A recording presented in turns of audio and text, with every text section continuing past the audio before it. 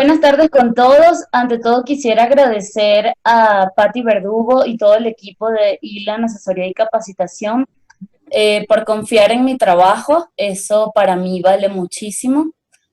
Y bueno, a ustedes por haberse tomado el tiempo y la dedicación de estar aquí conectados y bueno, por dedicarme un poquito de tiempo a escucharme hablar este poco de cosas, ¿no?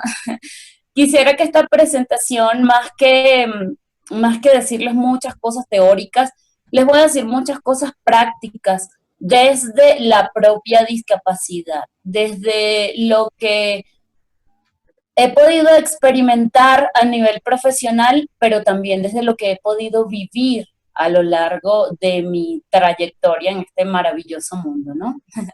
Que hoy en día pues no, nos tiene a todos pausados y un poco compleja la situación, pero a la que tenemos que seguirle pues echando frente y poniéndonos muy positivos. Mi nombre, como les dijo Patti, es Osmay Torrealba.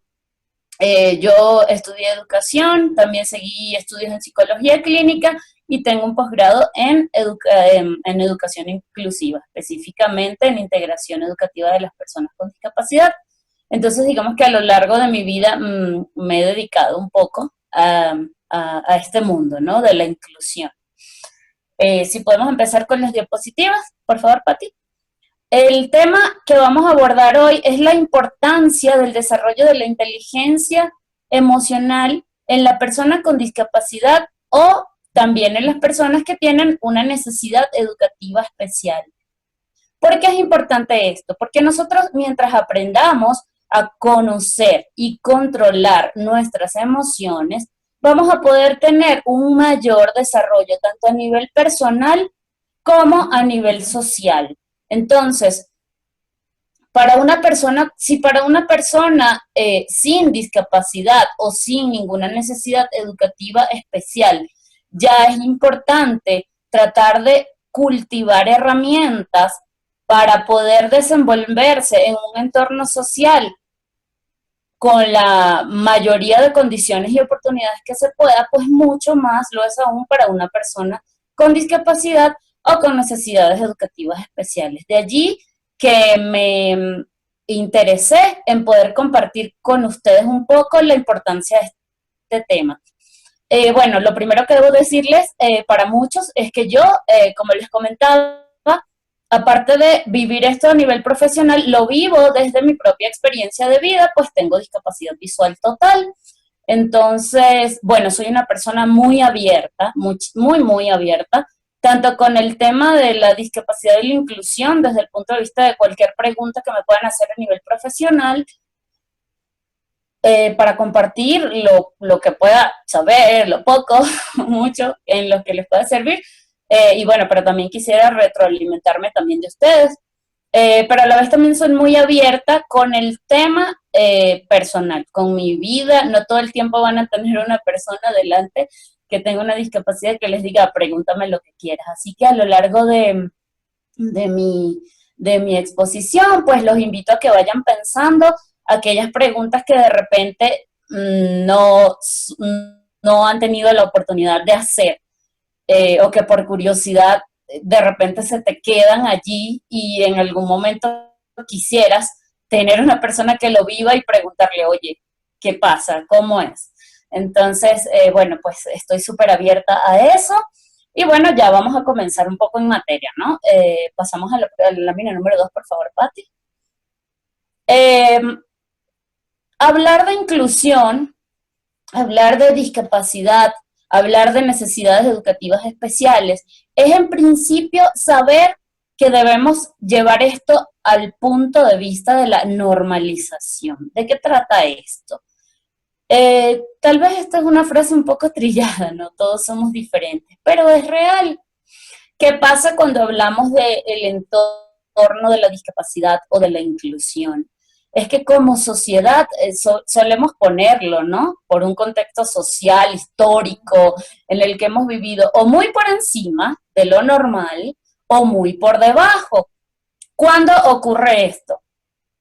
Cuando no vemos la discapacidad o una necesidad educativa especial como algo normal que le puede ocurrir a todo el mundo. debemos verlo desde el punto de vista de la normalización. ¿Por qué? Porque como nos los muestra nuestra lámina, ¿verdad?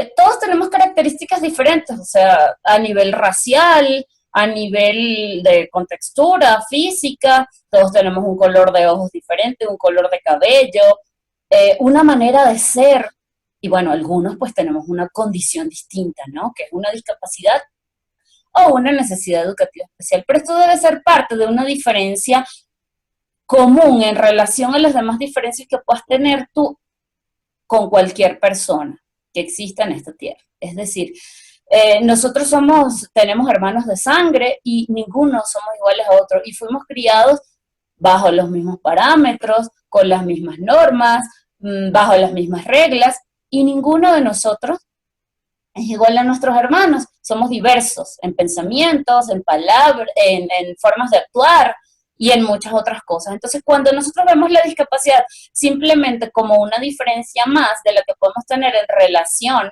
a cualquier otra persona, vamos a entender que simplemente quienes tenemos una condición diferente tenemos el mismo derecho y la misma igualdad de condiciones y oportunidades. Pero aquí caigo en otro punto. No solo es que tenemos el mismo derecho y la misma, debemos gozar de la misma igualdad y condiciones de oportunidades, sino que a su vez también debemos contribuir en la misma manera. O sea, para mí la inclusión es un proceso bidireccional en el que tanto ustedes que no tienen una discapacidad o una condición diferente como nosotros, que bueno, sí la tenemos. Entonces todos como que tenemos que llegar a ese punto medio de encuentro en los que ambas partes nos esforcemos por igual. Ustedes como sociedad para llegar a entendernos y nosotros aportar también para llegar a darles a conocer cada una de nuestras condiciones, de nuestros modos de vida. Y es importante hablar de dos conceptos muy importantes cuando hablamos de que todos somos diferentes. Y es hablar de los estereotipos y el estigma. ¿Qué es un estereotipo? Vivimos en una sociedad marcada por reglas, marcada por normas y marcada por muchos prejuicios. Entonces, ¿qué pasa? Vivimos en una sociedad donde de repente yo veo a alguien vestido de negro con un montón de tatuajes y el pelo despeinado y de repente digo, no, él tiene que gustarle el rock y a lo mejor le gusta la música sacra y yo ni idea, no lo sé. O vemos una persona con, no sé, cualquier característica, cualquier, tanto física como en su personalidad y ya la etiquetamos. Ya decimos, ella pertenece a este grupo. Eso nos pasa mucho a las personas que tenemos una discapacidad o a quienes tienen una necesidad educativa especial que no necesariamente tiene que estar asociada con la discapacidad. Entonces, por ejemplo, a mí me da mucha risa porque, por ejemplo, yo tengo discapacidad visual y es común que en la calle me preguntan, ¿y por qué no usas lentes? Yo siempre me río, ¿no? Y digo esto en muchos de mis talleres, algunas chicas por ahí ya han hecho talleres conmigo que me dijeron que estarían conectadas y sabrán que les cuento siempre esto, ¿no? Yo digo, mucha gente me dice, ¿por qué no usas lentes si tú no ves? Y yo, porque no quiero, o sea, lo único que tengo bonito yo en la cara son los ojos azules, ¿cómo me lo voy a esconder, vale? Entonces, son ejemplos como ese, ¿no? Es por broma que les digo esto, pero suele pasar. Asocian la discapacidad con formas de vestir, con formas de pensar, con formas de actuar, y resulta que la gente que tiene una condición especial es igual a los demás. Pueden ser buenas personas, podemos ser buenas personas, podemos ser malas personas, podemos ser agradables, podemos llegar a ser muy desagradables. La discapacidad o una condición distinta no te hace mejor o peor persona. Por eso digo que esto hay que verlo desde el punto de vista de que todos somos diferentes, pero en nuestra esencia, no porque una condición nos tenga que marcar de alguna forma. Y ahí es cuando entonces también debemos hablar de lo que es el estigma. El estigma es un concepto que ha evolucionado mucho a lo largo del tiempo. Si nosotros nos vamos a los primeros tiempos en los que fue utilizada esta terminología, nos iríamos al ámbito religioso, cuando un estigma era una marca, una señal divina, ¿no?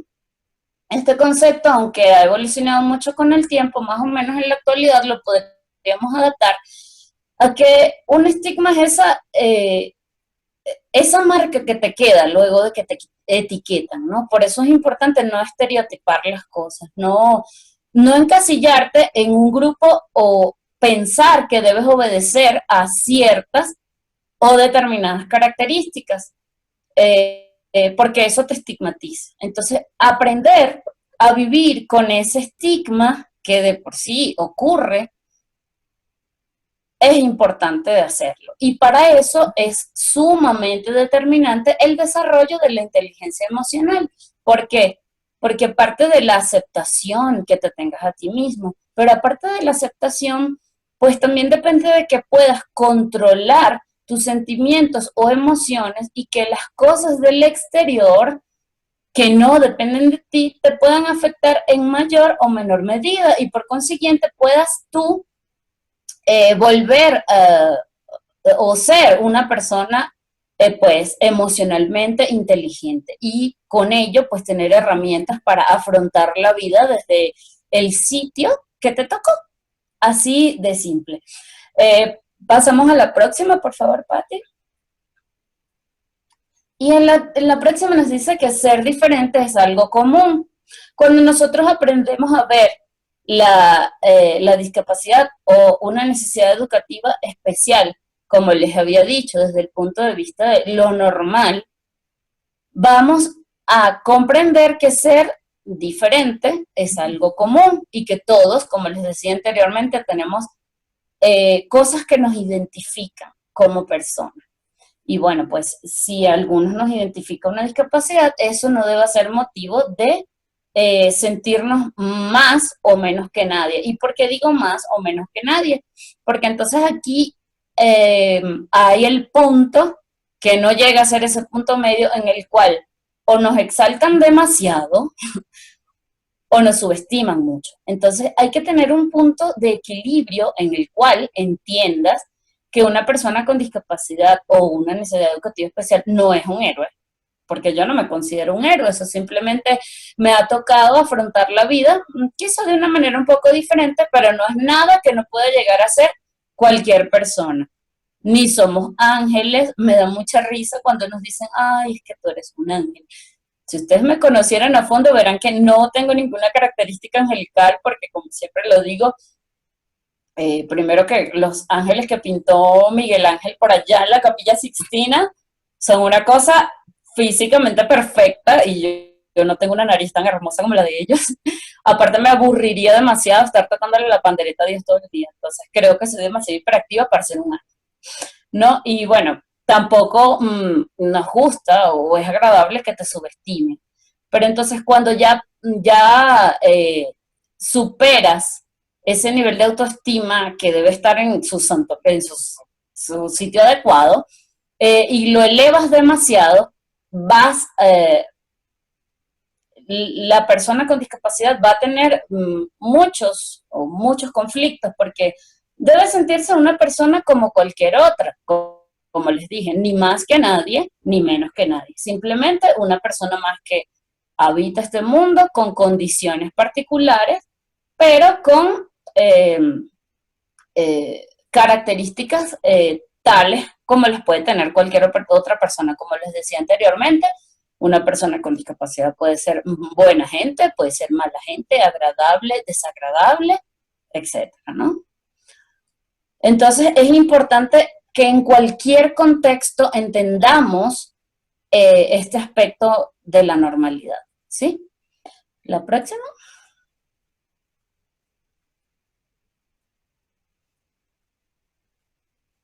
Listo. Ok, y aquí vemos que el término es importante, vamos a hacer un poco de historia en el término discapacidad y luego vamos a hablar un poquito de las necesidades educativas especiales, porque esto influye mucho en cómo se ha logrado el desarrollo emocional de la persona con discapacidad, porque tiene algo histórico. Fíjense, primero solían utilizarse términos como anormal, lo que, bueno, quería decir que no eras normal como los demás, inútil, o sea, no servías para nada, no eras útil absolutamente para nada, subnormal, o sea, y como que empezaron como que, bueno, eres un poquito más normal de lo que podríamos aceptar. Deficiente, allí como que, bueno, todavía tienes cosas que te faltan, minusválido, vales menos que nosotros, pero bueno, vales un poquito.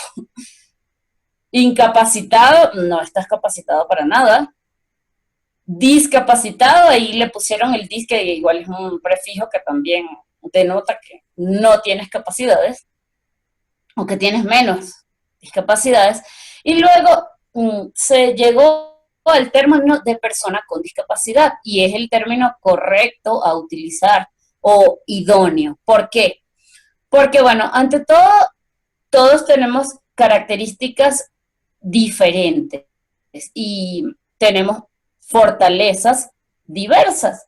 Entonces, el hecho de que yo no pueda estar capacitada para hacer ciertas cosas, no quiere decir que lo esté para no hacerlas todas.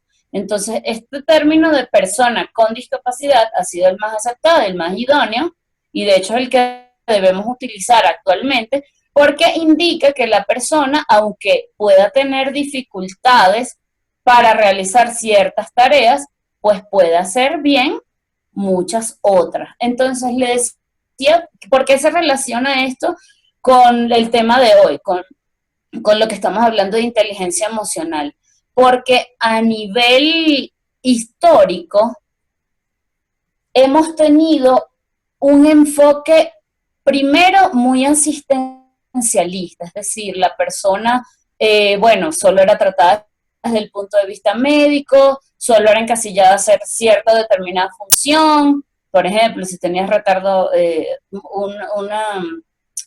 una discapacidad a nivel cognitivo, pues que te ocasionara un retardo mental leve, moderado o profundo, ya te ponían a hacer ciertas actividades.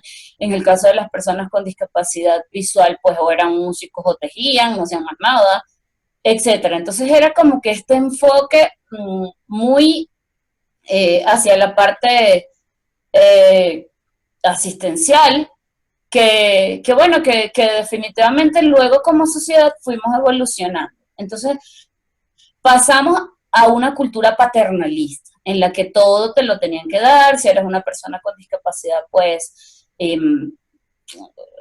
debías tener ese apoyo y esa ayuda necesariamente en muchos aspectos de los demás, del entorno, del sistema, de los gobiernos, entre otros. Hasta que, bueno, finalmente estamos en un enfoque hacia lograr luego de la integración, que bueno, fuimos entendiendo como sociedad que éramos parte de un todo. Entonces, bueno, vamos a irnos integrando hasta lo que debemos lograr, que es un enfoque inclusivo. Yo diría que en general en Latinoamérica todavía no somos una sociedad realmente inclusiva, somos una sociedad en un nivel de integración con vías hacia la inclusión. ¿Y por qué lo digo?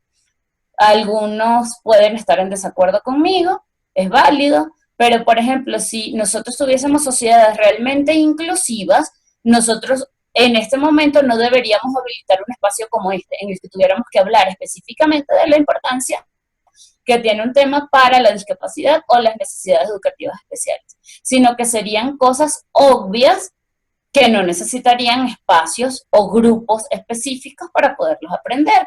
Todos podríamos saber braille, todos sabríamos lenguaje de señas, todos tendríamos un nivel de interacción mucho mayor con cualquier persona. Y aparte, pues, todos gozaríamos de diseños universales en los cuales las cosas fuesen accesibles de la misma forma, tanto para personas que tienen una discapacidad como para quienes no la tienen. Entonces yo diría que somos sociedades a nivel general en Latinoamérica en un nivel de integración con vías hacia la inclusión. ¿Cuál es la tarea? Entonces, hacer todo cuanto sea posible desde ambas partes, tanto desde quienes no tienen una discapacidad o una necesidad educativa especial, como desde quienes sí la tenemos, para lograr, entre todos, la construcción de un mundo pues cada vez más inclusivo.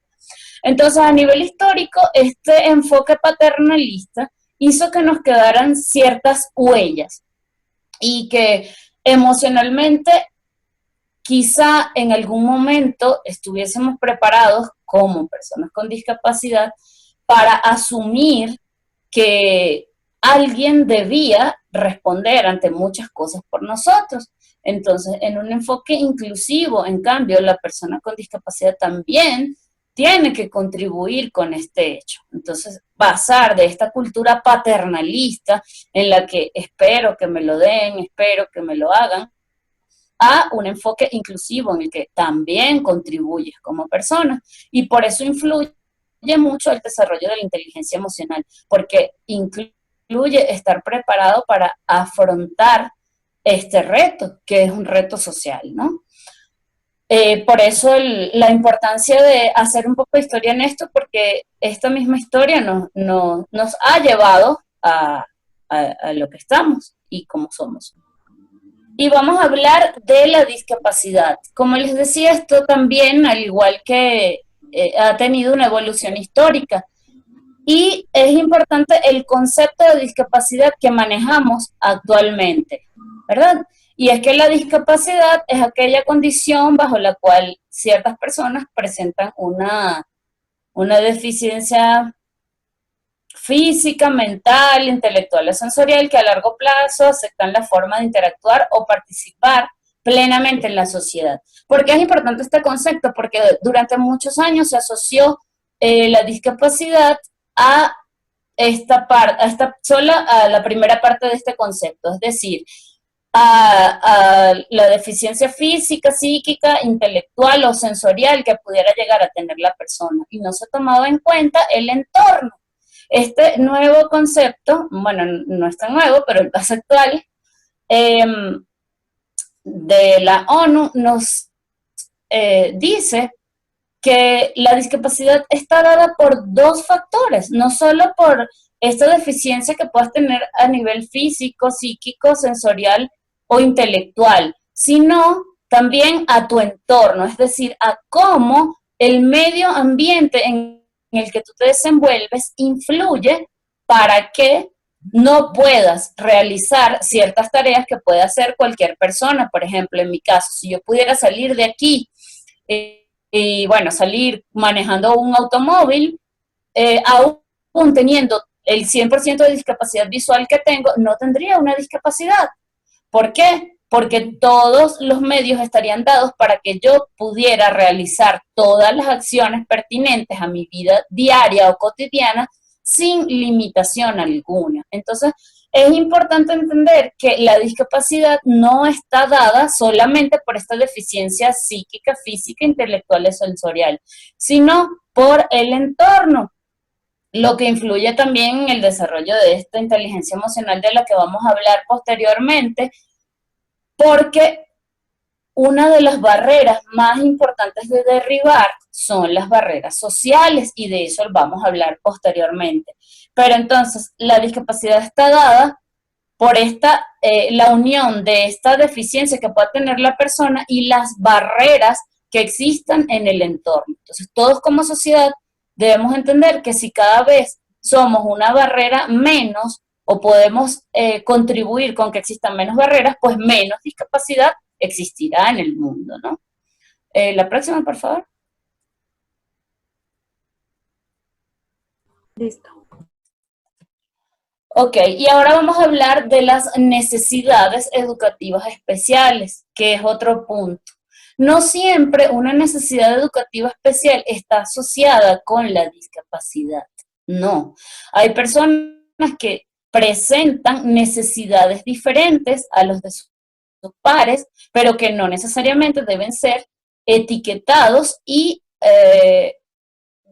encasillados, por decirlo de alguna manera, con quienes sí presentan una discapacidad. Esto, desde el punto de vista emocional, es muy importante de abordar porque sí afecta mucho. Yo creo que pues el no definir bien las cosas y el que de repente etiquetes a una persona o la segmentes en un grupo al que no necesariamente pertenece, le puede afectar mucho emocionalmente. pero entonces es necesario que también aprenda a diferenciar a él también, gestionar sus sentimientos y emociones para que esto primero no le afecte en mayor medida y también para que pueda desde su posición contribuir, entendiendo los sentimientos de los demás y gestionando las emociones a pues salir adelante, ¿no? Entonces es importante también entender esto. No todas las personas que tienen una necesidad educativa especial presentan una discapacidad y deben ser tratadas como tal. No deben ser encasilladas, como les dije, en un grupo al que definitivamente no perteneces. Entonces, bueno, las personas, como les decía, con necesidades educativas especiales son aquellas que eh, las necesidades educativas especiales pueden estar asociadas o no a la discapacidad. Aquellas que presentan necesidades educativas especiales que no estén asociadas a la discapacidad, pues son aquellas que tienen ciertas condiciones distintas, pero que pueden, bueno, desempeñar muchas otras funciones eh, de manera típica, ¿no?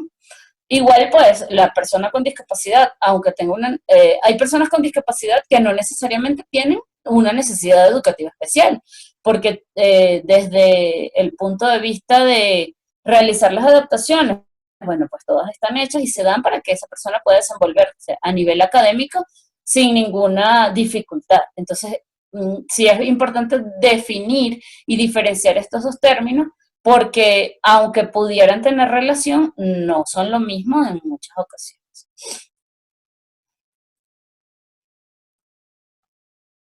Entonces, ocurre con las personas en los contextos educativos que son víctimas, por ejemplo, del bullying, o que sienten que no pertenecen a ciertos grupos. Entonces, por eso es importante que aprendan a gestionar y manejar sus propias emociones.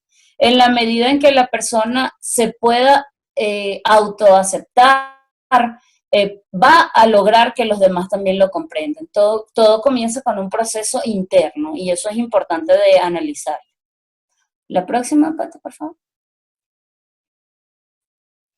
Ok, aquí vamos a hablar de un punto muy importante que son las barreras. Lo que les decía, la discapacidad, como hablábamos, es algo que está denotado no solo por la deficiencia que puedes llegar a tener, sino por el entorno. Y en el entorno es donde la sociedad influye muchísimo. Existen muchos tipos de barreras, las barreras físicas o arquitectónicas, que son aquellas que no nos permiten desenvolvernos de manera idónea en ciertos o determinados espacios, las barreras institucionales, que son aquellas que atravesamos cuando, por ejemplo, hay un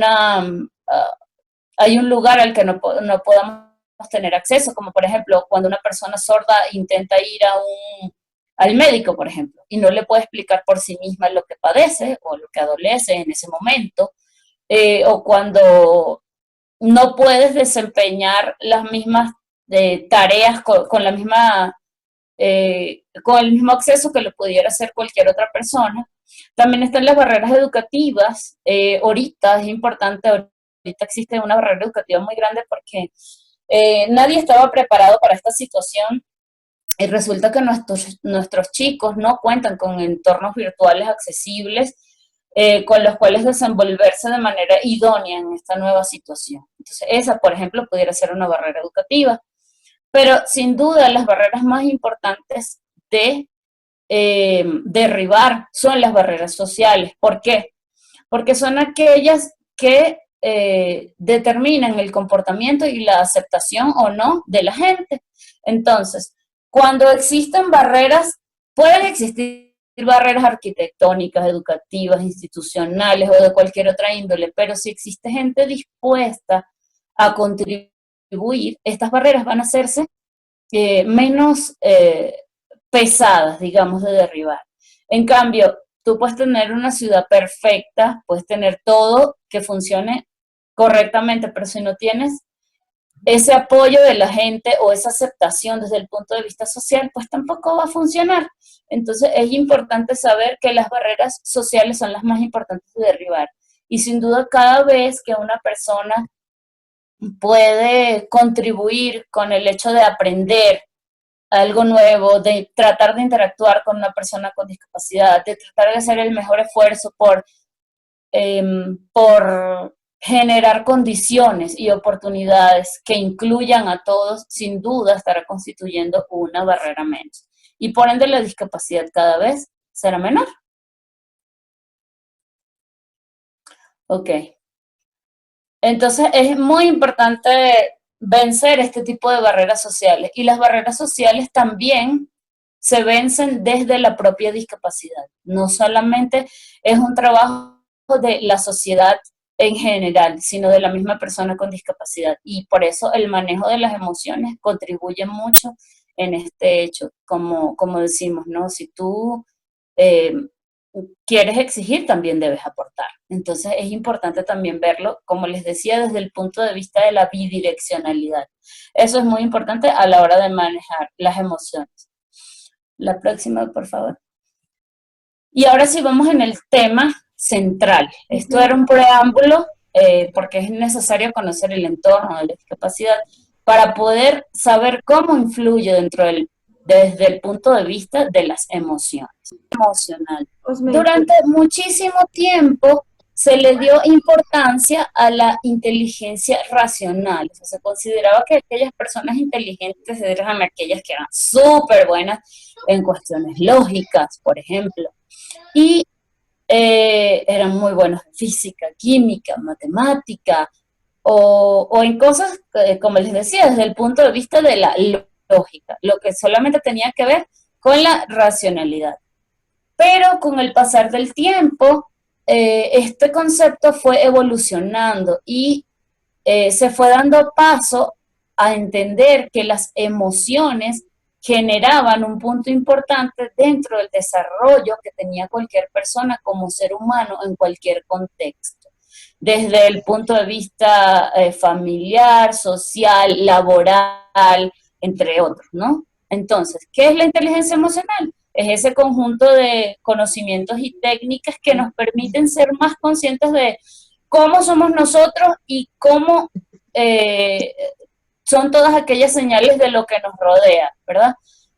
Y cómo reaccionamos ante ellas, estando atento a todas las señales físicas que nos da nuestro cuerpo para conocer nuestras emociones y expresarlas al exterior en forma sana. Entonces, el punto de esto, de la inteligencia emocional, radica en saber que debemos aprender a gestionar nuestras propias emociones, pero también a conocer las del entorno. Entonces, si nosotros sabemos gestionar nuestras propias emociones y conocemos las de los demás, seremos emocionalmente inteligentes. Y en este mundo de la inteligencia emocional tenemos que, obviamente, indudablemente, citar algunos personajes que han hecho todo un camino en esto, ¿no? Imagínense si a nosotros o a cualquier persona neurotípica le afecta a esto en gran medida, pues imagínense a una persona que neurológicamente tenga otro tipo de condición. Decíamos que en la amígdala se almacenan nuestros recuerdos y bueno, estos nos causan pues sentimientos y emociones y hay una relación muy estrecha entre el pensamiento y el sentimiento. Y nosotros así nos creemos, bueno, nosotros somos seres humanos, lo mejor en la especie sobre la Tierra, y somos siempre racionales, y resulta que no siempre lo somos. Entonces, por eso es que a veces actuamos sin pensar, y por eso perdemos el control. Entonces, es importante para autocontrolarnos.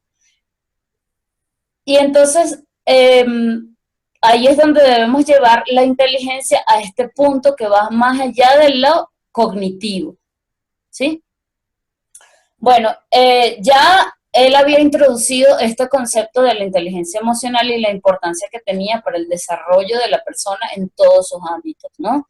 Y es cuando luego Edward Gardner nos complementa con sus teoría de las inteligencias múltiples. ¿Y por qué esta teoría es tan importante cuando hablamos de necesidades educativas especiales y de discapacidad?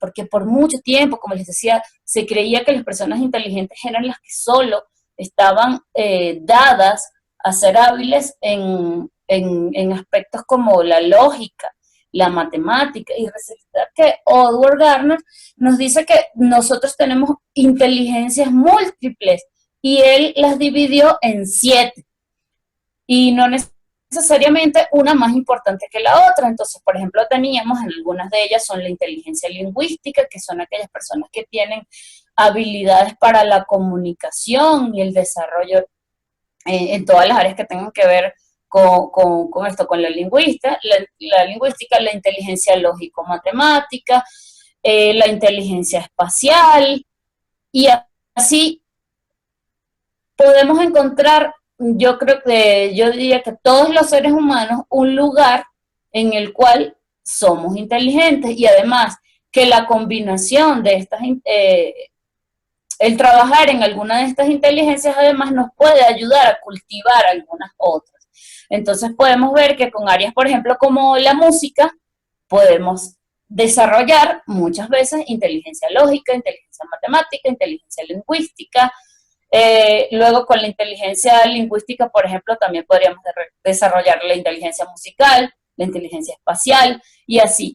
Entonces, cuando hablamos de discapacidad o necesidades educativas especiales, tenemos que saber que todos en este mundo tenemos un lugar y todos tenemos potencialidades. Nuestros niños con déficits de atención e hiperactividad, nuestros niños que tienen una discapacidad desde el punto de vista intelectual. ¿Por qué? Porque todos tenemos habilidades, talentos y fortalezas. Entonces, ¿qué tenemos que hacer? Aprender a trabajar en función de las potencialidades y no de las limitaciones, porque limitaciones, pues obviamente todos tenemos. Pero esta teoría de las inteligencias múltiples de Edward Gardner es muy importante cuando hablamos de discapacidad, porque ahí podemos ver que todas las personas en el mundo son inteligentes. Además, Edward Gardner también hizo un aporte muy valioso, que es dividir la inteligencia desde el punto de vista emocional en dos: la interpersonal y la intrapersonal. ¿De qué se trata? Digamos que esta inteligencia se divide en dos porque tiene dos facetas. La primera, aprendernos a conocer a nosotros mismos. Y la segunda, aprender a conocer a los demás. Y cualquier persona, tenga la condición que tenga, puede trabajar en esto. Así tengamos un niño, por ejemplo, con trastornos del espectro autista, que bueno, muchas veces cuesta que controle un poco sus impulsos, pero con procesos terapéuticos puede llegar a ir gestionando poco a poco sus sentimientos y emociones. No es un trabajo evidentemente tan fácil, pero es un trabajo en el que todos podemos ir contribuyendo, ¿no?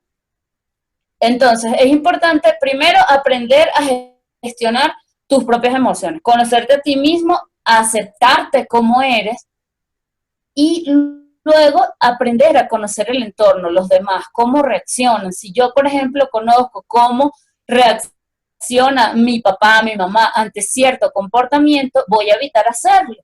Entonces es importante esta división de las inteligencias entre intrapersonal e interpersonal, porque nos da a entender que debemos conocer los dos aspectos, tanto a nosotros mismos como a los demás.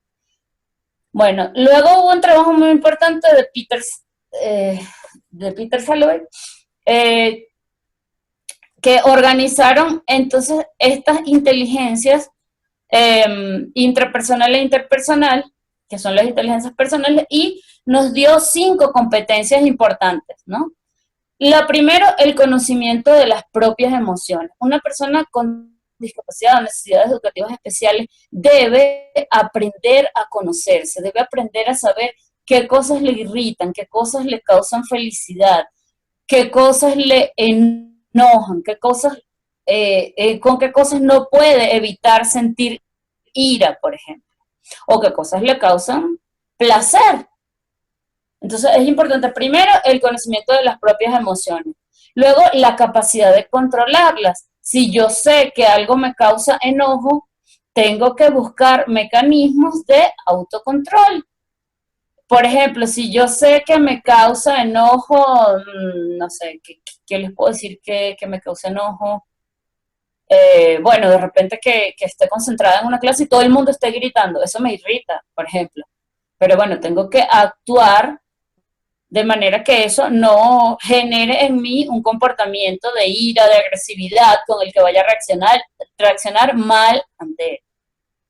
Luego viene el otro aspecto que es la capacidad de controlar, que es cuando como que ya maduramos un poco el tema y bueno, sí, no vamos a evitar que las cosas nos den ira o no vamos a ocultar, por ejemplo, que algo nos dé felicidad y podamos sentir euforia, pero sí podemos gestionar nuestros sentimientos y emociones de tal manera que al exteriorizarlas, pues no generen consecuencias negativas en nuestro entorno.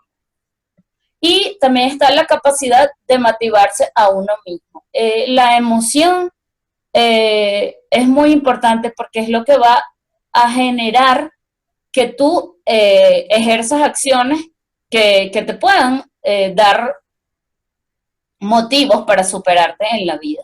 Y esto en el caso pues de una persona con discapacidad obviamente es muy importante. Y hay otros aspectos importantes, pues el reconocimiento de las emociones ajenas, como le decía, no todo depende de nosotros. El control de las relaciones con los demás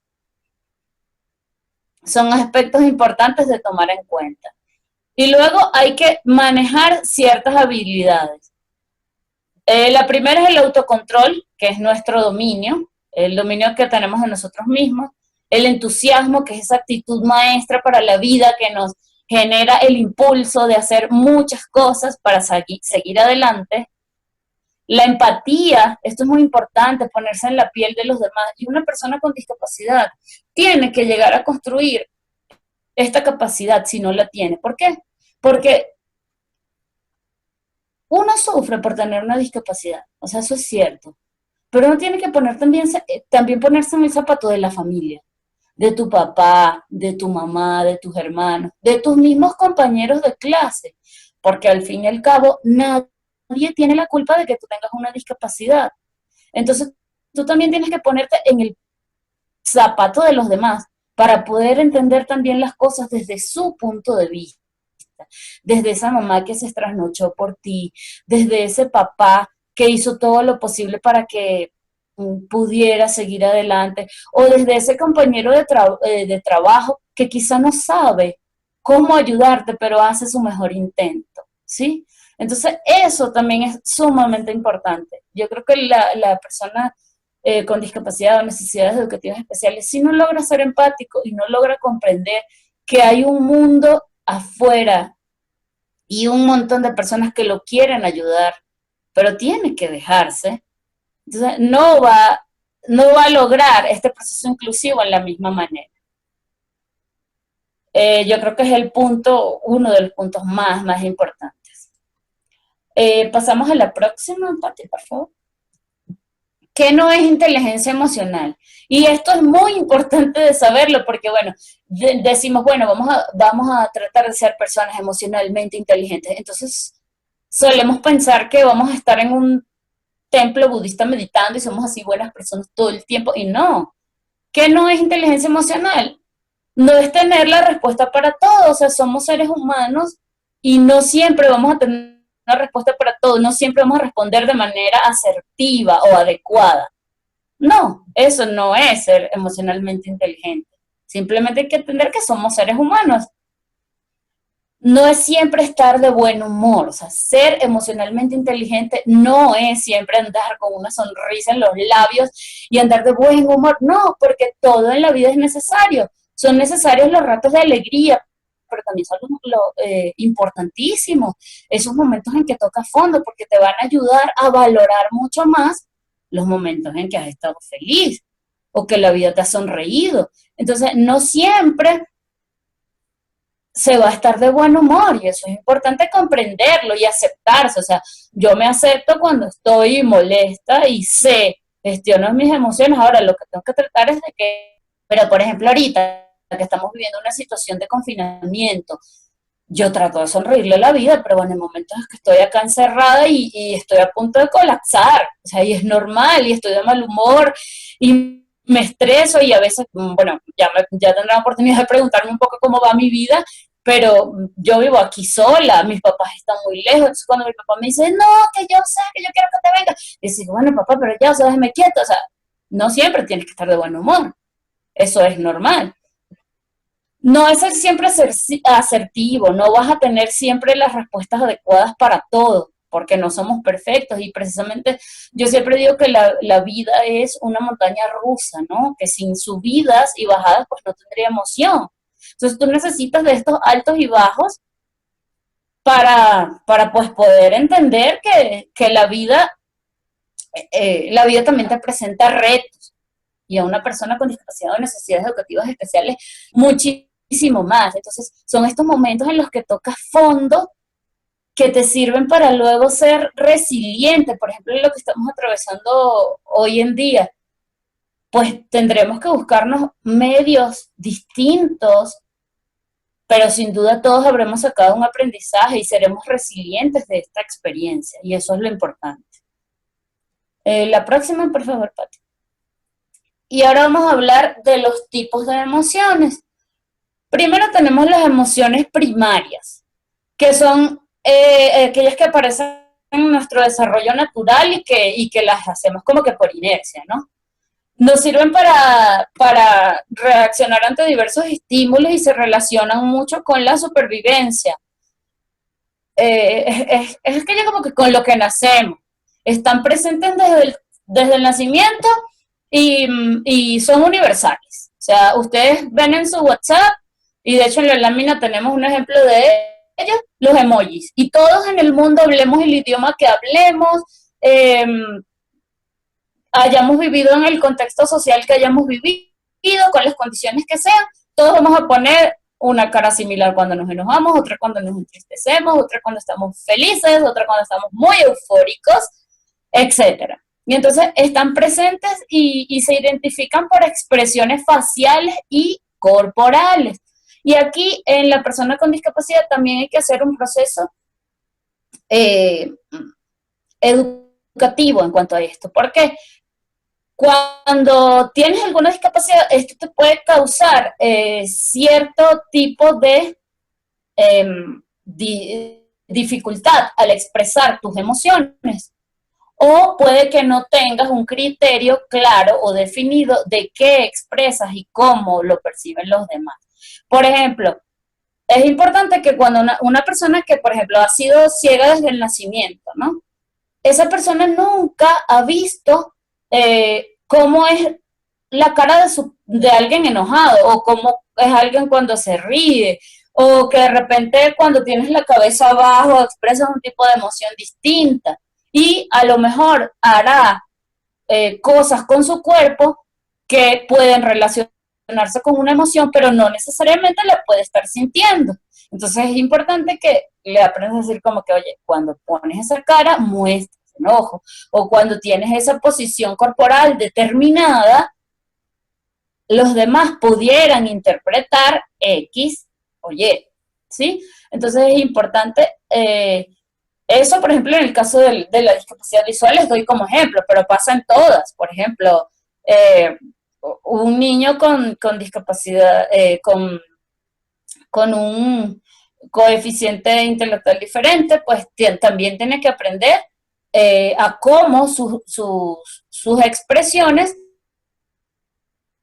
interpretadas por los demás, igual un niño con trastornos del neurodesarrollo. Entonces es sumamente importante educar a la persona en este sentido, porque no siempre, aunque son cosas que para cualquiera podrían ser obvias, a veces cuando se tiene una discapacidad determinada no necesariamente tienes conciencia plena de ello, y hay que pues lograr gestionar esto. Y algunas de estas emociones primarias pueden ser, por ejemplo, el miedo, la tristeza, la alegría, la sorpresa, el asco, la aversión. Son cosas a las que todos más o menos reaccionamos de la misma manera. Todos tenemos miedo y ponemos una cara de miedo, otros estamos tristes y ponemos una cara así, otros estamos enojados y pues, o sea, o bueno, lloramos y fruncimos un poco el ceño. Son sentimientos con los que todos más o menos reaccionamos de la misma manera. Y ahora vamos a hablar de las emociones secundarias. Estas emociones, en cambio, no presentan rasgos faciales o tendencias específicas a la acción, sino que por el contrario, todos podemos reaccionar de manera distinta ante ellas. Entonces, por ejemplo, pueden ser disimuladas. Por ejemplo, no todos actuamos de la misma manera cuando sentimos celos, por ejemplo. Bueno, hay personas que se pondrán eufóricas, armarán un show, no sé. Y hay personas que más bien se quedarán calladas. Quédate tranquilo que yo te agarro en la bajadita, como decimos, ¿no? Entonces, fíjense que ante una misma situación, dos personas pueden reaccionar de manera muy diferente. Entonces, es una reacción distinta la que podemos tener. Y algunas pueden ser percibidas y otras no. Muchas veces nosotros no podemos saber qué sienten los demás por nosotros porque lo disimulan tanto. A lo mejor yo tengo a alguien a quien le caigo sumamente mal y no lo sé porque nunca me lo ha expresado, pero a lo mejor no me soporta. Entonces, esos son este tipo de emociones. Y entre las cuales podemos reaccionar con funciones adaptativas que sí pueden ser reconocibles como la ansiedad, la hostilidad, el buen o mal humor, y generan emociones que se pueden clasificar en emociones sociales, morales o estéticas. Aquellas emociones sociales son las que dependen del entorno en el que nos hayamos en el que hayamos crecido. Por ejemplo, les doy un ejemplo muy particular, la muerte. Y en cambio nosotros estamos preparados para llorar ante la muerte. Hay gente que se viste de blanco, hace ceremonias distintas, pues nosotros nos vestimos de negro, lloramos, y es una reacción social, ¿ya? Las emociones morales, en cambio, dependen de aquellos prejuicios que tengamos nosotros. Y las emociones estéticas, en cambio, van más relacionadas a los gustos, al arte, a la belleza, y bueno, causan cosas como, por ejemplo, el enamoramiento, bueno, el gusto por las cosas, el agrado o desagrado ante ciertos estímulos, entre otros, ¿no? Entonces, es importante educar a la persona con discapacidad en las sociedades educativas especiales en torno a todo esto, porque si él se conoce, va a poder gestionar sus emociones, y también si conoce a los demás, va a poder reaccionar de mejor o peor manera. La próxima, por favor, Pati.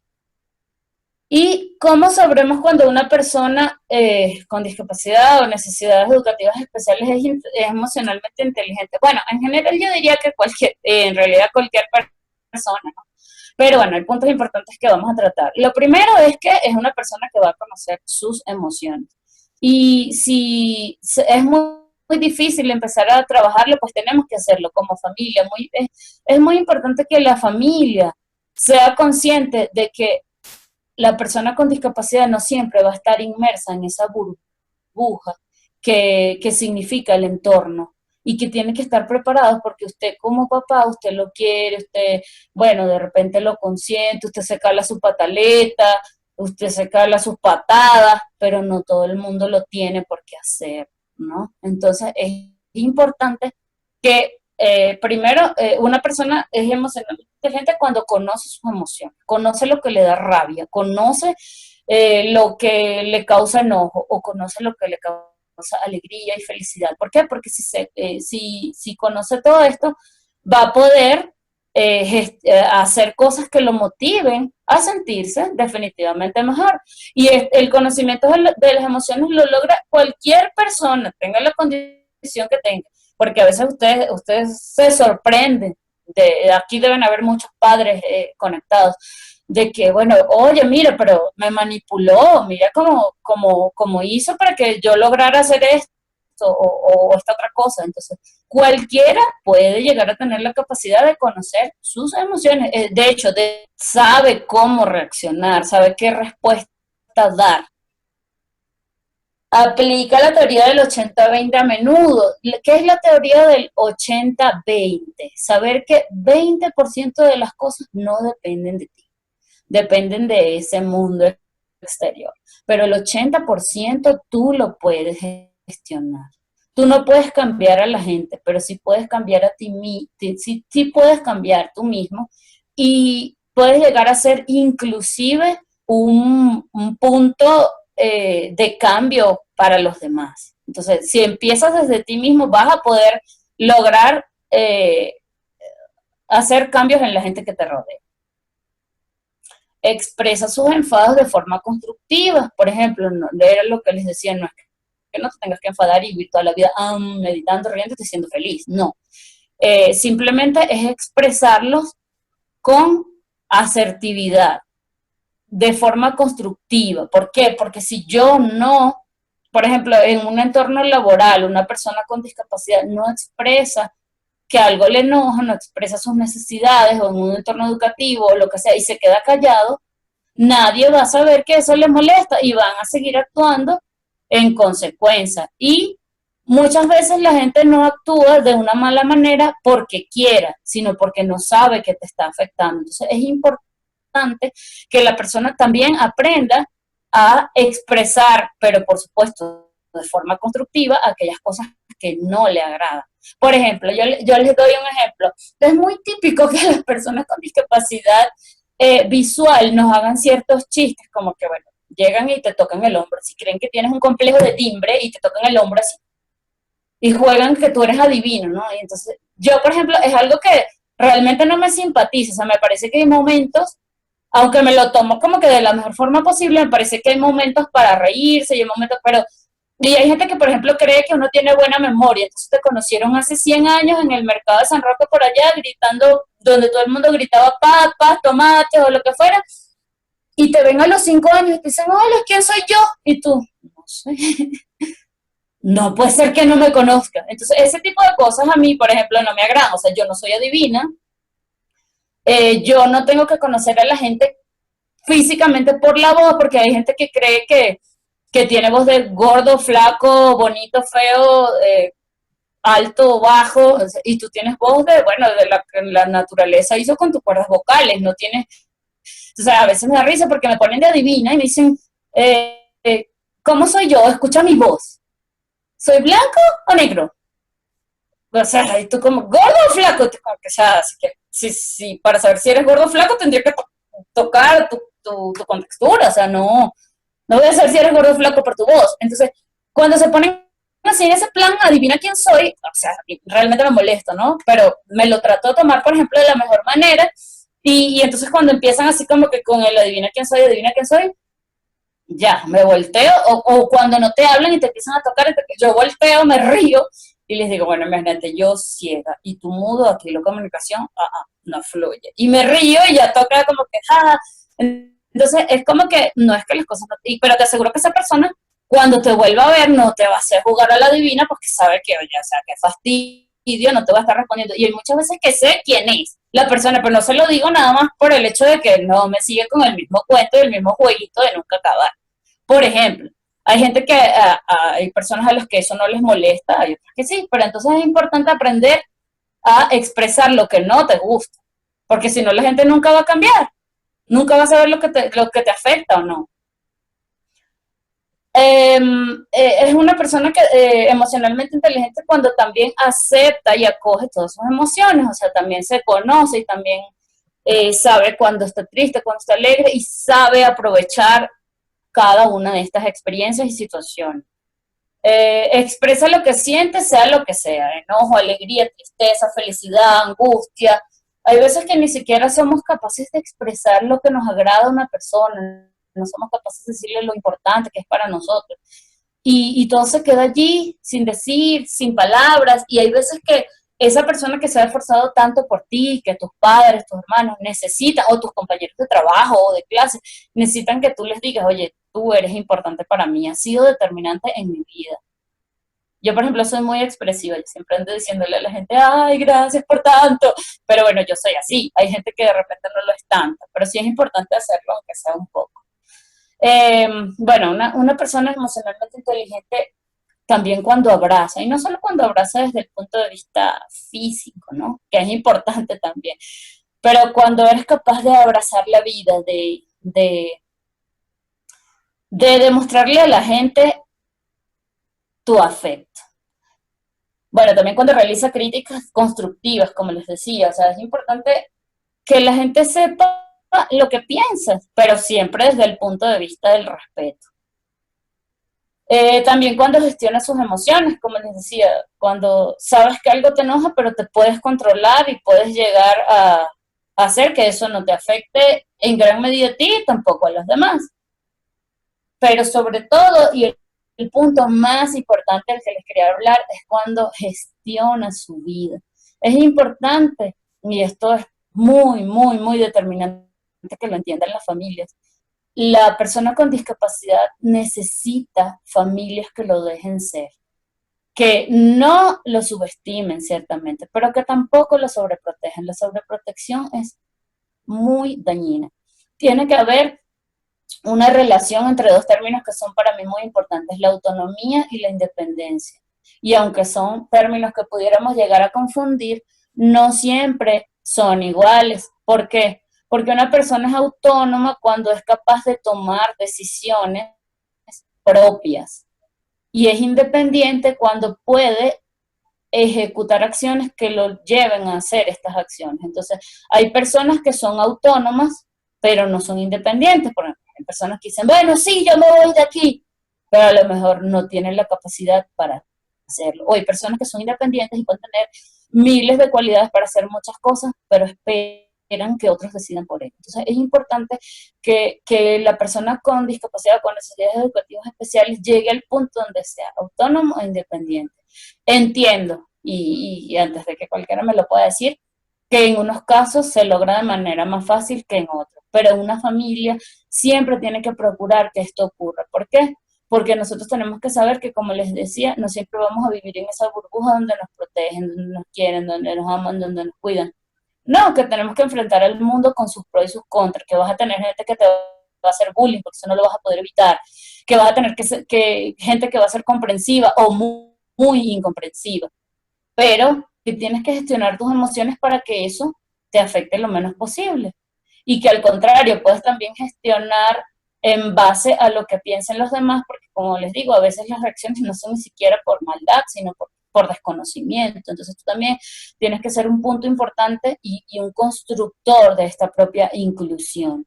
Entonces, por ejemplo, bueno, yo tuve la suerte de tener unos papás extraterrestres así súper chéveres, que no me limitaron, que sí fueron muy cariñosos, muy efectivos, pero que bueno, cuando yo tomaba una decisión, me dejaban que yo también me cayera, porque de los tropiezos también me iba a aprender a levantar e iba a poder ser resiliente.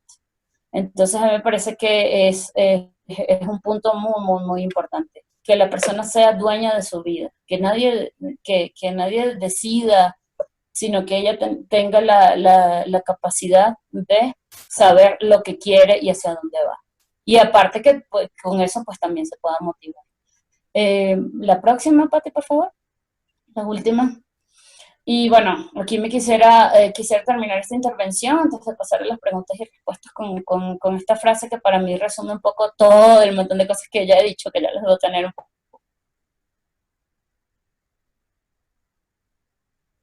Mayor autoestima tendré y más me querré. Y mientras yo me quiera y tengo una autoestima en el sitio en que la debo tener, voy a poder expresar eso a la sociedad. Y esa sociedad también me va a aceptar en la misma medida. Pero si yo no me quiero, si yo, pues voy a reflejar eso ante el mundo. Entonces es importante gestionar las emociones por esto. Quisiera pues darles muchas gracias por su atención y bueno, que ahora puedan hacer sus preguntas. Allá, muy buenas tardes, licenciada Osmeil. Muchísimas gracias. Su curso ha sido muy importante en nuestro trabajo. Me gustaría saber cómo se podría, o sea, no sé, desde su experiencia, ¿no? ¿Cómo trabajó usted solo sin tutorías? El maestro en su educación no necesitó unas tutorías especiales. ¿Cómo se trabajó en ese aspecto? Discúlpeme la pregunta. Sí, tranquila. Bueno, lo primero que deben saber es que yo adquirí la discapacidad a los 16 años, perdí la vista en 1 hora de manera abrupta, sin que eso me, sin preparación previa, así que bueno, fue todo como que, puff, se hizo de noche, se fue la luz, de algún modo, ¿no? Pero para mí fue un aspecto muy determinante en mi familia, porque como les digo, ellos ciertamente me apoyaron mucho, pero no me sobreprotegieron. Y bueno, cuando tú tienes ese apoyo cercano en casa, yo siempre he dicho algo muy importante, no es lo mismo querer a alguien que creer en alguien. Yo prefiero muchas veces que crean en mí y que no me quieran tanto. Y después si me quieren querer, pues chévere. Pero a veces nos vamos a la sobreprotección, y solamente esa parte y nos quedamos allí. Y si no somos capaces de creer en esa persona, pues no vamos a lograr mucho. Entonces, para mí, un punto determinante fue mi familia. Mi familia me dio esa capacidad de libertad para escoger lo que quisiera hacer, siempre, siempre apoyándome, pero sin sobreprotegerme. Y bueno, eso me hizo que también fuera fuerte para afrontar el mundo, ¿no? Y de allí, pues, bueno, en el momento que yo estudié, no había todo este tipo de equipos interdisciplinarios, no sé qué, todo el de ese, el otro, el otro. No, al contrario, yo tuve que buscarme un camino solita, pero yo creo que eso fue importante, esa formación en la familia, porque me permitió yo misma indicarle a mis profes cómo quería cómo debían ayudarme y apoyarme. Entonces fue como que, oye, profe, ¿sabes qué? Bueno, lo podemos hacer así, pero siempre que vayas con una actitud positiva, pues todo te va a salir bien. Claro, con uno fue más difícil que con otros, por desconocimiento, pero cuando tienes una familia que te da bases para hacerte sentir fuerte, creo que afrontas la vida con menos dificultad. Gracias Hola. por esta oportunidad y bienvenida. Es un gusto tenerla en nuestro país y que nos comparta su experiencia. La verdad, mi interés por las personas con discapacidad surge porque crecí con un padre con una enfermedad catalogada como catastrófica y rara.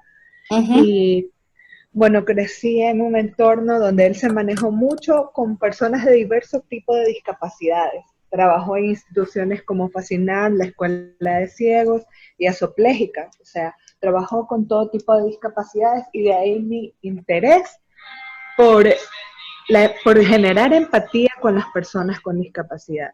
Es un interés ya innato. Mi pregunta es, ¿cómo puedo ayudar en la resiliencia de los niños con discapacidad? Yo trabajo con niños. Mis grados son de 3º a 7º, con niños entre 7 y 10 años. Y muchas veces, a pesar de toda la buena vibra, la buena energía que uno le pone a la clase y todo, los niños generan mucha frustración. Se ponen muy frustrados y, sí. Y ahí también uno como docente se siente fallosa porque dice, bueno, ¿cómo los ayudo? Para que ellos mismos se superen esa etapa de crisis. Esa es mi pregunta. Gracias. Desde mi punto de vista, para ser resiliente es necesario tener una motivación. Aparte de la buena vibra que tú le puedes inyectar a un niño, tienes que descubrir sus potencialidades y ponerle un propósito en la vida. Uno no es resiliente si no tiene una meta.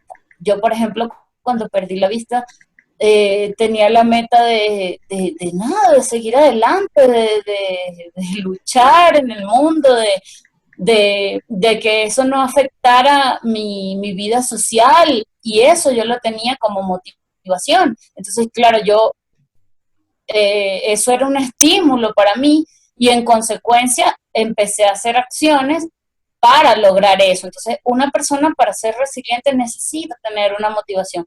Por eso, por ejemplo, es muy importante cuando se diseñan programas de rehabilitación o programas educativos o programas de inserción laboral, por ejemplo, para una persona con discapacidad. Es importante tomar en cuenta, antes de cualquier plan que tú vayas a hacer, su propósito de vida. Y si no lo tiene, que lo busque, que lo consiga, que sepa qué cosas puede llegar a hacer. Porque si no, por eso muchos programas no funcionan, porque, por ejemplo, bueno, vamos a hacer un programa de inserción laboral y vamos a formarlos a todos en, no sé, para que sean recepcionistas. Y a lo mejor hay gente que no le motiva eso. Entonces, todo tiene que partir para ser resiliente de la propia motivación que pueda tener la persona, de su plan de vida, de lo que quiera lograr. Y todos tenemos sueños, motivaciones desde chiquitos. Entonces, lo importante es eso. Aprender a conocer sus potencialidades, que él las conozca, y luego de eso trabajar en actividades que le vayan en función de que cumpla metas. Bueno, buenas tardes, les saluda Felipe desde la ciudad de Riobamba, atento a su intervención, y me parece muy interesante el contenido que hemos nosotros adquirido en esta conferencia. Mi inquietud es cómo nosotros, como personas con discapacidad, podemos o debemos solicitar algún tipo de ayuda, ya sea en el ámbito educativo. Ejemplo, yo estuve en un colegio con estudiantes sin discapacidad, entonces a mí me tocó adaptarme. Le hablo hace años, ¿no? Claro. Cuando no había este tipo de accesibilidad y diferentes plataformas que hoy en día existen y son buenas. ¿Cómo podemos recomendar a los nuevos estudiantes que estarán pendientes de esto, y para que no se vea como un tipo de, yo qué sé, de lástima, o que ya porque nosotros tenemos discapacidad nos tienen que ayudar de esa forma, sino como que nosotros también somos un aporte para la sociedad? Muchas gracias. ¿Qué discapacidad tienes? Disculpa. Yo tengo una discapacidad visual parcial, entonces yo pude interactuar de una manera haciendo un poco más del esfuerzo, pero sí tendría quería saber cómo pudiera ayudar a otros compañeros para que ellos no tengan las mismas complicaciones que yo tuve hace años. Uh-huh. Bueno, yo creo que todo parte, como les decía, de autoconocer, de saber tus fortalezas, pero también conocer tus limitaciones. Cuando tú conoces tus fortalezas, vas a poder contribuir. Por ejemplo, en el caso de los profesores, tú les vas a poder tú mismo indicar, o sea, no tú, ya tú pasaste por esa etapa, pero los chicos le van a poder indicar también al profesor, porque no una misma estrategia funciona con todo el mundo, porque todos somos diversos, ¿no? Aún teniendo la misma discapacidad. Entonces, si tú eres capaz de conocer tus fortalezas, de cultivar tus potencialidades, vas a poder expresarle a ese profesor la mejor manera de enseñarte. Yo creo que no hay nadie mejor para indicar cómo aprendes que uno mismo. Entonces, si de repente un profesor te está dando una estrategia que sea muy auditiva, pero tú en cambio eres más kinestésico, para decirle, oye, profe, yo considero que podríamos hacer mejor esto, porque muchas veces los profes se guían por ciertos parámetros, por ciertos estándares, que bueno, de repente alguien les dio una guía. Nuestros profes la tienen muy difícil porque no fueron formados para la inclusión, lamentablemente. Entonces, más bien tienen un reto grandísimo, pero yo creo que nosotros como personas con discapacidad podemos contribuir muchísimo en ese aspecto, y en la medida en que nosotros contribuyamos, pues se nos va a hacer mucho más fácil el camino, siempre de una buena forma, de una manera agradable. Siempre va a haber profesores que no te entiendan, pero bueno, gestionar tus emociones y esperar y poder explicarle, pues, con asertividad tus propias necesidades. Muchas gracias, Osmey. Yo quisiera preguntarle algunas cosas. La Ya. primera es en referencia a los maestros que usted acaba de mencionar. A mí me ha pasado que mis maestros no me escuchan. Yo soy una persona, un adolescente que vive con una discapacidad, no en un grado mayor o grave, pero que no es muy conocida aquí en Ecuador, en nuestro país. Y mis profesores son bastante irrespetuosos hacia mí por esta condición y no me escuchan, no han querido adaptarse. Entonces yo no sé cómo puedo hacer porque el siguiente año yo voy a primero de bachillerato y está siendo bastante difícil la educación para mí. Ya. Bueno, tiene que ser, bueno, primero un trabajo tuyo, tienes que gestionar la manera en que lo has hecho, de repente cómo los has abordado, autoanalizar un poco eso y ver si puedes ver una estrategia mejor. Pero también necesitas ayuda externa, sin duda. Sería importante que pudieras contar con algún personal de apoyo, un psicólogo de tu colegio, que las personas de repente del DS pudieran apoyarte y pudieran hacer charlas de sensibilización con estos profes, porque como te digo, muchas veces esto pasa por desconocimiento. Claro, Igual al final de esta ponencia, pues igual puedo dar mis redes sociales, ahí yo siempre pongo tips y Ilan también podemos hacer ciertas recomendaciones, luego podríamos hacer en la página de Ilan. Y bueno, inclusive si tienen alguna duda muy puntual de cómo hacer ciertas cosas o cómo adaptar y pues pudiera yo ser de apoyo en alguna medida, pues encantada de hacerlo. ok, y perdone, la siguiente pregunta que quería hacerle es acerca si es, o sea, si es que usted ha trabajado con el tema de la dispraxia, que es una discapacidad que no se conoce mucho, no, obviamente no creo que sea Sí. nueva, pero no se conoce mucho en ningún ámbito, ni educativo ni laboral. Claro, sí, por supuesto que sí. Y lo que en cierto modo te pasa a ti es eso. Y como te decía en la respuesta anterior, todo parte también del desconocimiento que tienen los profes. Entonces, mientras ellos más herramientas puedan tener, por eso te digo que, bueno, de repente vas a necesitar apoyo externo para poder hacer charlas con ellos, para poderles hacer capacitación, porque ellos no necesariamente puedan tener alguna situación de irrespeto porque quieran hacerlo, ¿no? O sea, yo siempre parto, no sé si es que yo soy muy optimista en la vida, pero yo siempre parto de que muchas veces antes de buscar a priori decir, bueno, ver el qué pasa, analizar un poco el por qué pasa. Y en este caso, lo primero que debes analizar es que ellos tienen desconocimiento, están ávidos de repente de conocer una mejor forma de tratar. Y si esto se puede dar, pues van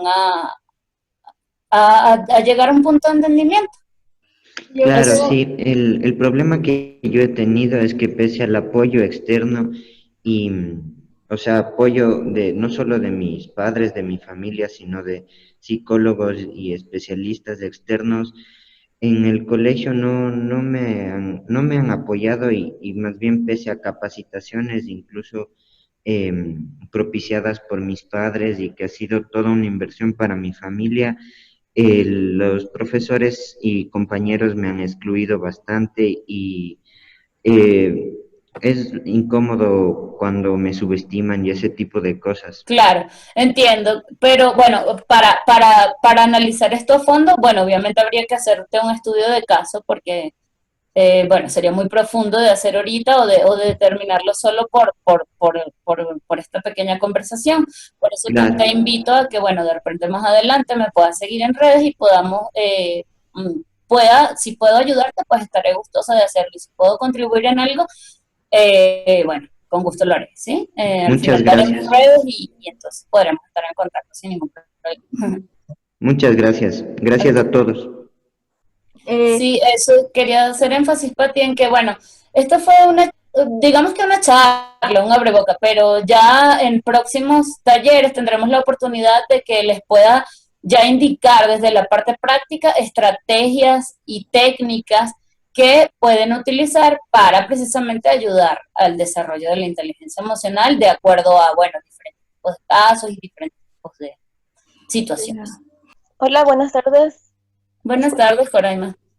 Sí, buenas tardes. Bueno, mi pregunta era relacionada a, desde su experiencia, ¿cómo usted puede manejar este tipo de frustraciones que tienen muchas veces los estudiantes con necesidades educativas especiales ante la manera del aprendizaje?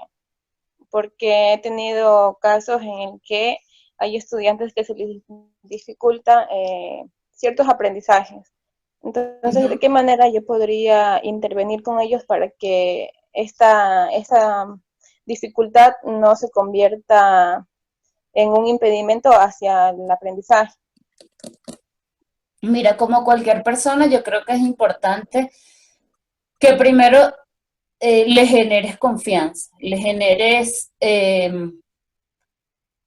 esa capacidad de comprensión que haga que él no sienta miedo, porque la frustración empieza muchas veces por eso, por un miedo a comunicar, a sentir que no puedes. Entonces, cuando tú le generas confianza, le vas a motivar a que cultive ese tipo de potencialidad. Y también, bueno, con él trabajar un poco en gestionar este tipo de emociones, y que pueda comprender que, bueno, que hay cosas que va a entender y que hay cosas que definitivamente se le van a dificultar mucho más. Pero yo creo que la confianza entre el docente y el estudiante es muy importante, generar ese clima de empatía en el cual puedas llegar a darle a entender que te pones en su lugar y que comprendes lo que le pasa. Creo que es el primer punto de partida.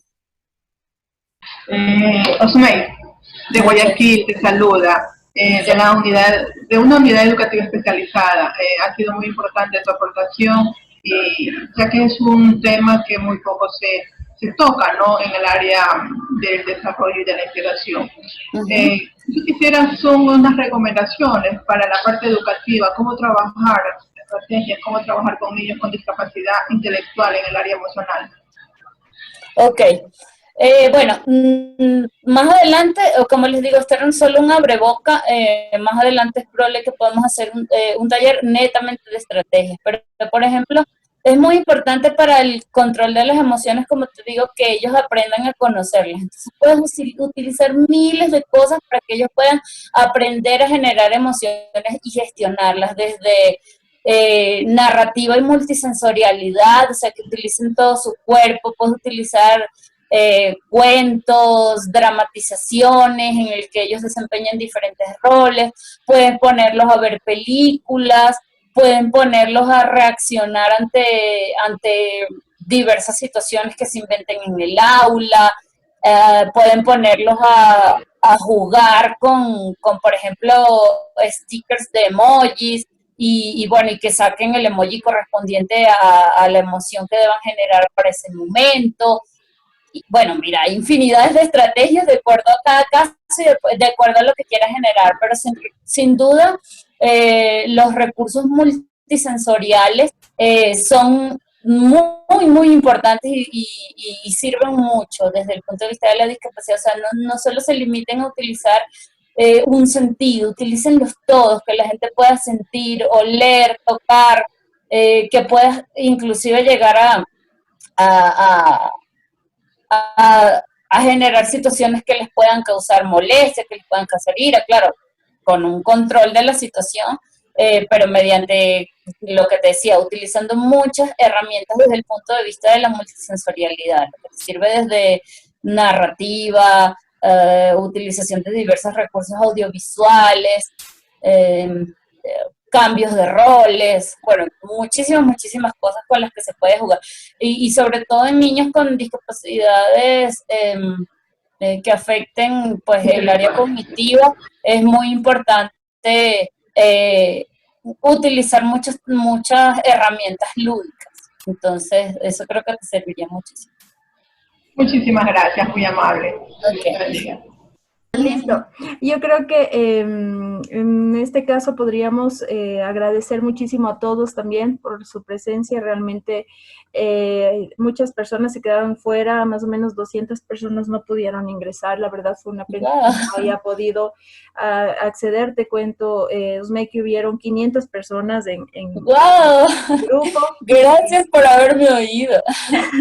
Sí, hay 500 personas, realmente no, se quedaron muchísimas fuera y estamos viendo cómo organizar para que nos abran un poquito más de la cuestión de la ampliación del aula, entonces vamos a tratar de ya activar un poco más. Bueno, ante todo quisiera darles las gracias a todos, gracias por esa receptividad, por esa apertura, por haber dedicado 2 horas de su tiempo a escucharme aquí hablando mucho. Ya otros talleres serán mucho más prácticos. Y también quiero agradecer de manera muy especial al equipo ILAN. De verdad, para mí, no porque estemos conectados, sino que, bueno, para mí la experiencia con ILAN fue muy rica porque yo nunca les dije a ellos que tenía una discapacidad. Bueno, por eso de que siempre tienes el tema de que, bueno, muchas veces entonces yo llegué así como que ya mandé mi hoja de vida, todo normal, y cuando llegué así como que, no les había dicho que tenía discapacidad visual, jaja, y todo fue una apertura hermosa, así como que, wow, qué bien, o sea, fue algo así, lo sentí así que gracias Patti, gracias Jorge Luis, bueno, son muchos nombres de todos los que conforman este gran equipo, y bueno, recordarles que por supuesto sigan a Ilan en todas sus redes, y bueno, pues si desean seguirme a mí también, entonces estoy como Osmeito Realba. Igual siempre vamos a estar haciendo cosas conectadas con Ilan. Así que un beso fuerte y grande a todos. Y bueno, recuerden que la vida es diversidad.